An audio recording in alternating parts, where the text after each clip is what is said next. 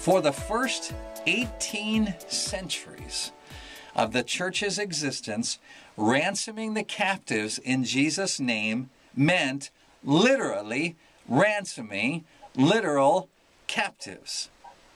In other words, the work of ransoming the captives is a whole life work of mercy. It is spiritual, to be sure, but it doesn't stop there, because the human being is more than spirit.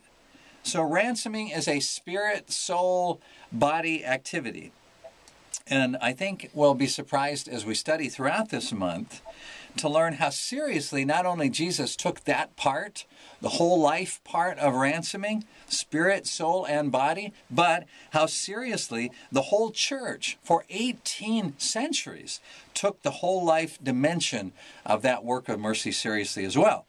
So in other words, ransoming the captive meant the expensive day-to-day function of redeeming or buying back individuals taken captive by their enemies through war or kidnapping or imprisonment. So, in general, in the ancient world, families ransomed captive family members when they could afford to, and armies ransomed captive soldiers when they were nice armies anyway, and whole nations ransom their citizens when their citizens would get dragged off into slavery. And for 18 centuries, for 1800 years, the church ransomed its people as well. And this month we're going to see how and why. We're going to see the whole life character of that process and how it connects right back to that first sermon that Jesus preached, the first sermon that he ever preached publicly, and to Jesus' ransoming of each one of us as a whole life ransoming. So, how about today? What does ransoming the captives look like today? Well, on March 8th, 2009, a new church was born in Sioux Falls, South Dakota. And the local newspaper headline that day read, "Sioux Falls Church seeks to set the captives free." And the name of the new church was the Ransom Church. And it listed the following mission and vision on its website. It says, "Our mission, we exist to set captives free, period. Our vision, we believe God's vision for us is to spread the truth of Jesus Christ through Sioux Falls. God has called us to set captives free. We want to leave no corner of this city untouched in living out this vision." Wow. Now that is a scriptural mission.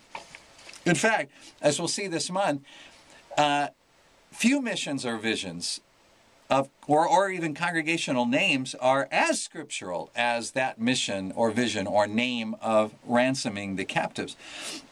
And when we come to understand deeply how Christ ransomed us, we'll come to understand why even more deeply.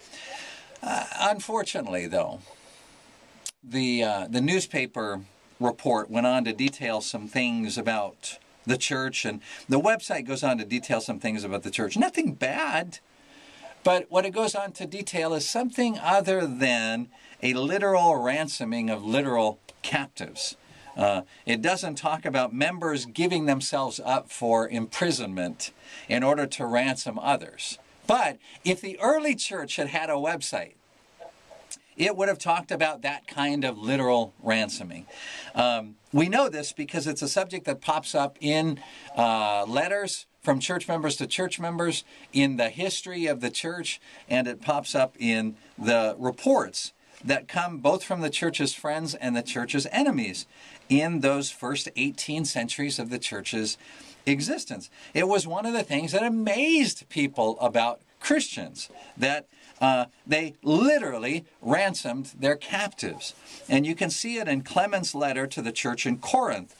This was sent around the start of the 2nd century A.D., and Clement wrote this. He said, "We know that many have given themselves up to imprisonment in order to ransom others. Many have delivered themselves into slavery and have fed others with the sale price." Did you catch that?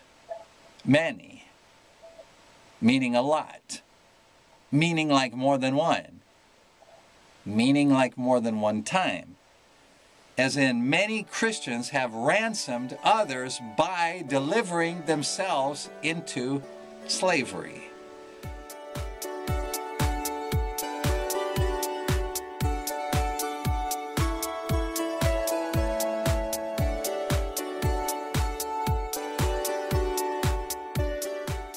Hear the word, do the word. .w